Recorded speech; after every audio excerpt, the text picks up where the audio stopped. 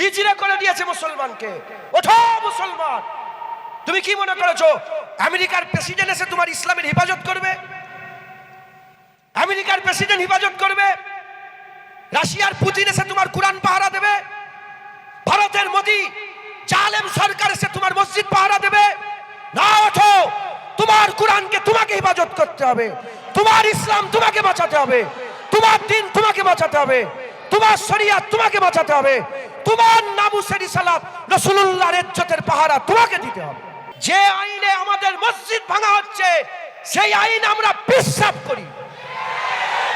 আজ আমাদের হাল এরকম কেন? আমাদের অবস্থা এরকম কেন? আজ আমাদের কাছ থেকে মসজিদের জমি নেওয়া হচ্ছে, মাদ্রাসা নেওয়া হবে, কর্মস্থান, এই পর্যন্তই কি ঠান্ডা হবে? এইটাই কি শেষ? আর কিছু হবে না? না, এরপরে আজান বন্ধ হবে, এরপরে বলবে জুম্মার নামাজ জামাতে হবে না, বাড়ির ছাদে নামাজ পড়ে যাও, এরপরে আরো অনেক কিছু হবে। একটাই কারণ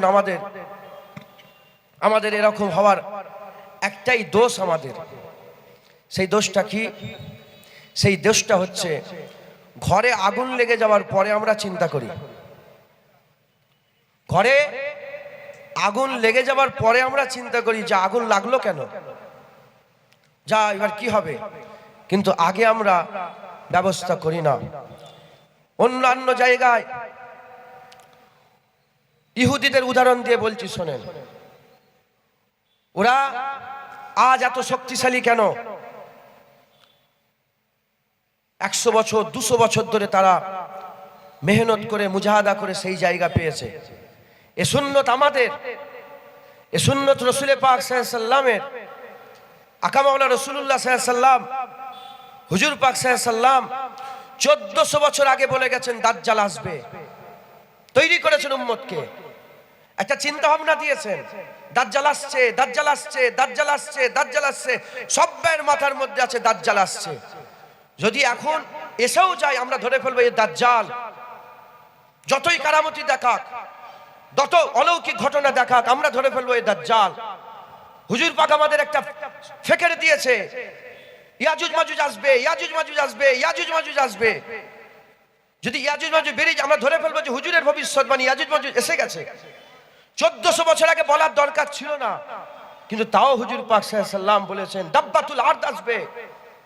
হুজুর পাক সাল্লাল্লাহু আলাইহি ওয়াসাল্লাম আমাদের ঘরে আগে থেকে তৈরি করেছেন, আগে থেকে আমাদের রেডি করেছেন। আর আমরা যে সুন্নত আমাদের, সেই সুন্নতকে আমরা ভুলে গিয়েছি। অন্য ধর্মের মানুষেরা সেই সুন্নত পালন করছে, অন্য ধর্মের মানুষেরা সেই সুন্নত অনুযায়ী চলছে। আমাদের সকলকে পরিবর্তন হতে হবে, পরিবর্তন হতে হবে। দেখছেন যে সব আমাদের হাতে কিছু নেই। ওরা ভেবে নিয়েছে যদি এদের সবকিছু কেড়েও নিয়ে যায় এরা কিচ্ছু করতে পারবে না। ওদের মাথায় ঢুকে গেছে এরা কিছু করতে পারবে না, এদের কোনো ক্ষমতা নেই।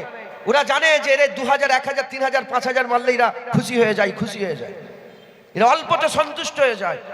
কিন্তু 100 বছর আগে এই ইতিহাস ছিল না, সালাউদ্দিন আইয়ুবের সময় ইতিহাস ছিল না, নুরউদ্দিন জাঙ্গির সময় ইতিহাস ছিল না, মাহমুদ গজনীর সময় ইতিহাস ছিল না, বাদশাহ আওরঙ্গজেব আলমগীরের সময় ইতিহাস ছিল না।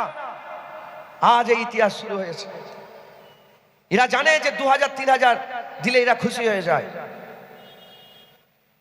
আমাদের পরিবর্তন হতে হবে, নিজেদের করে পাল্টাতে হবে।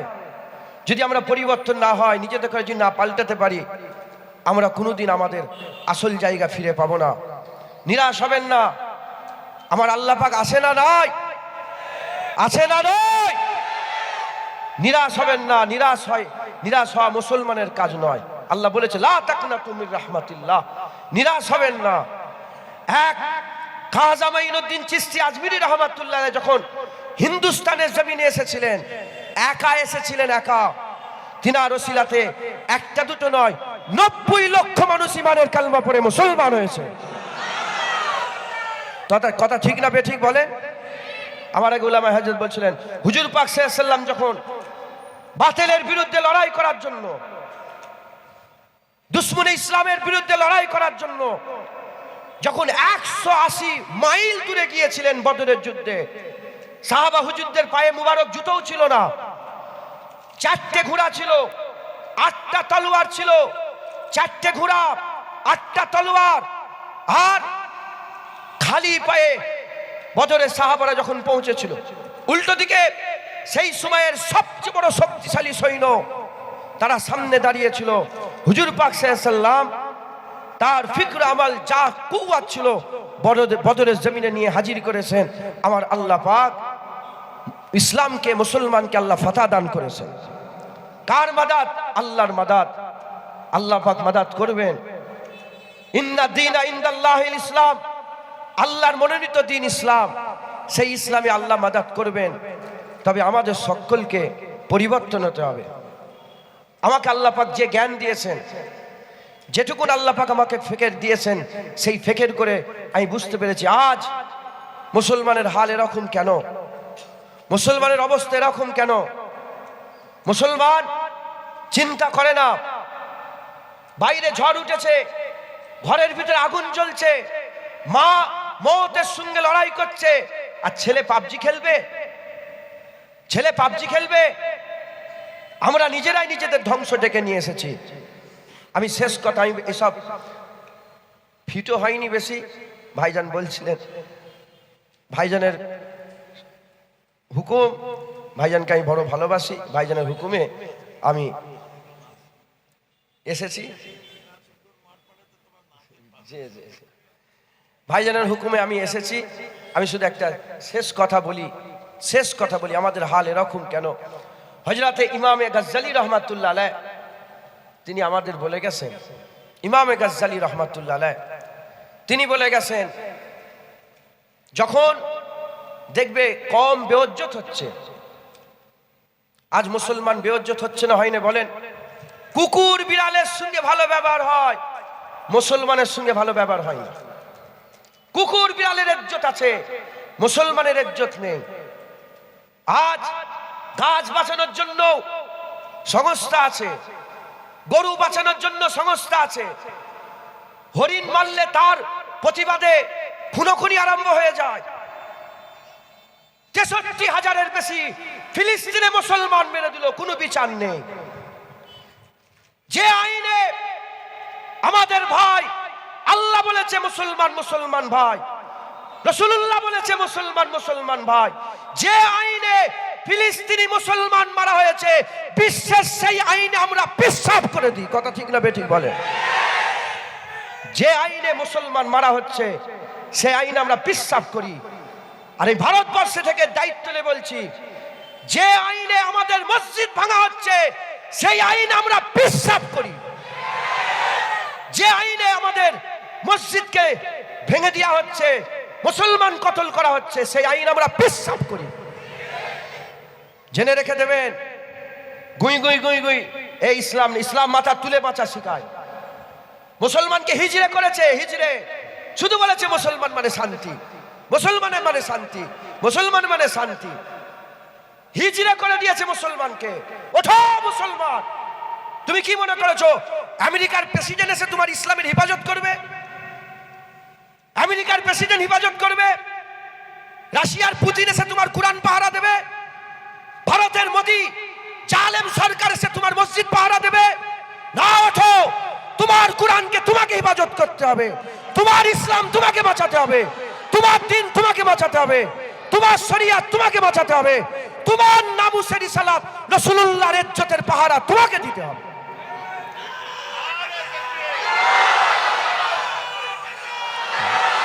শোনেন শোনেন, আমি দুটো তকবীর পাওয়ার লেগে কথা বলছি নি, হাকিকাতের কথা বলছি। তোমাদের গরম করার জন্য তকবীর পাওয়ার জন্য বলছি নি। তুমি কি মনে করেছো দেশের যে প্রধানমন্ত্রী আছে জালেম, ও এসে তোমার মসজিদ পাহারা দেবে নাকি? তোমার মসজিদ তোমাকে পাহারা দিতে হবে। আজ আমাদের হাল এরকম কেন?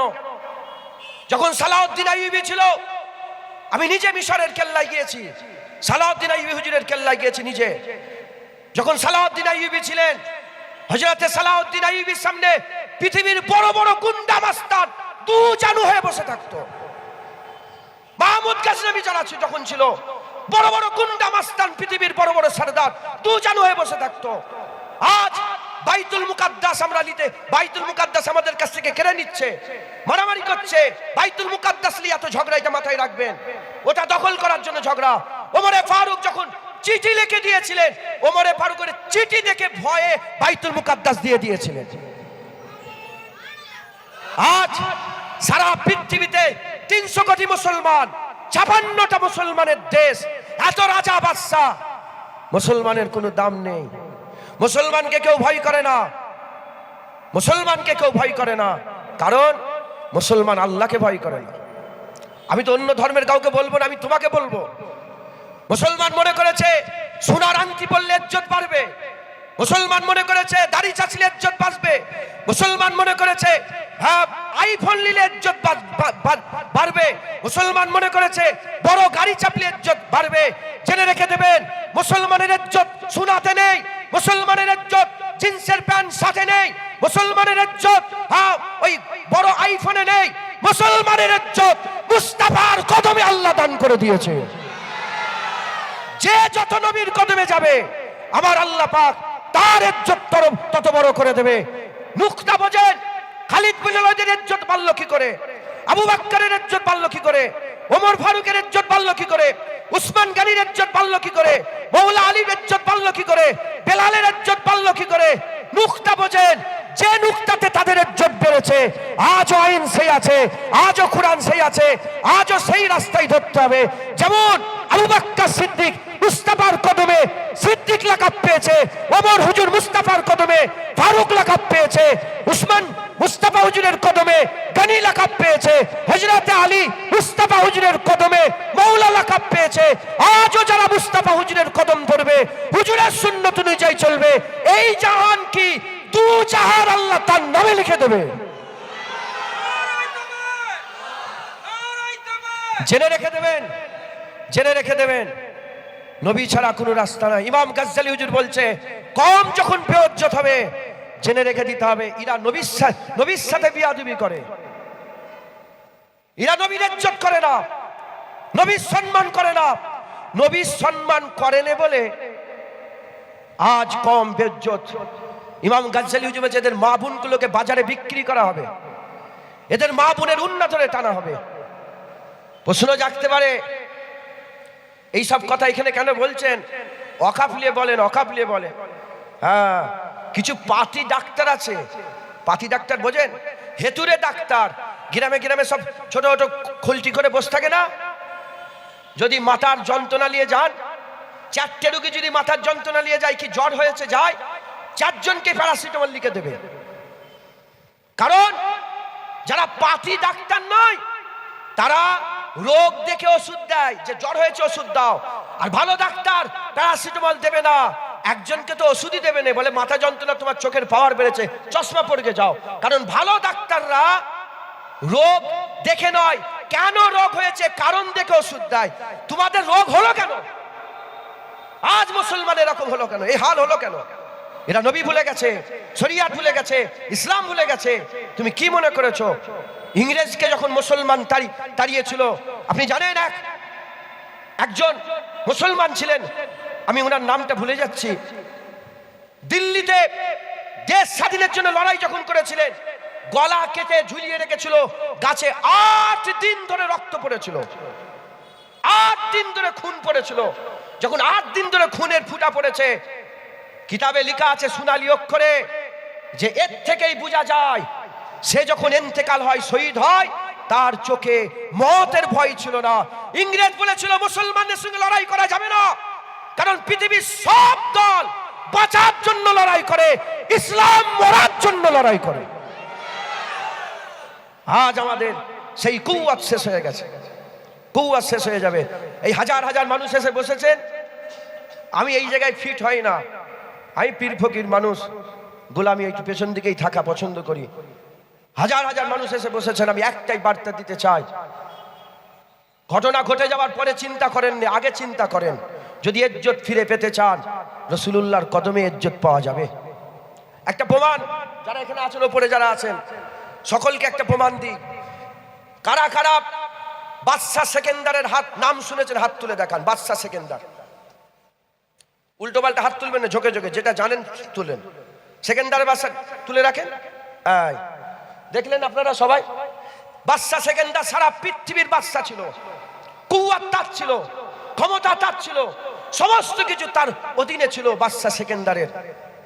এবার আমি আপনাদের বলে দিই, এমন একটা লোক ছিল যে বাদশা ছিল না, রাজা ছিল না, বাজারে বিক্রি হয়েছিল, কিনে রাসূলুল্লাহর নামে হক করেছে।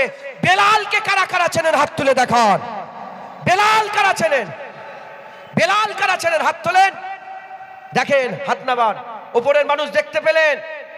যখন এই হাজার হাজার মানুষের মধ্যে সারা পৃথিবীর বাদশার নাম বললাম, 2-5 জন 10 জন হাত তুললো, আর গোলাম বেলালের নাম বললাম, সবাই হাত তুললো। তাই প্রমাণ হয়ে গেল, মন্ত্রী হওয়াতে ইজ্জত নয়, প্রধানমন্ত্রীতে ইজ্জত নয়, বড় বাদশা হওয়াতে ইজ্জত নয়, সারা পৃথিবীর ধনী হওয়াতে ইজ্জত নয়, পুরা ইজ্জত দুনিয়া আখিরাতের মুস্তাফা হুজুরের কদমে আল্লাহ দান করিয়ে দিয়েছে।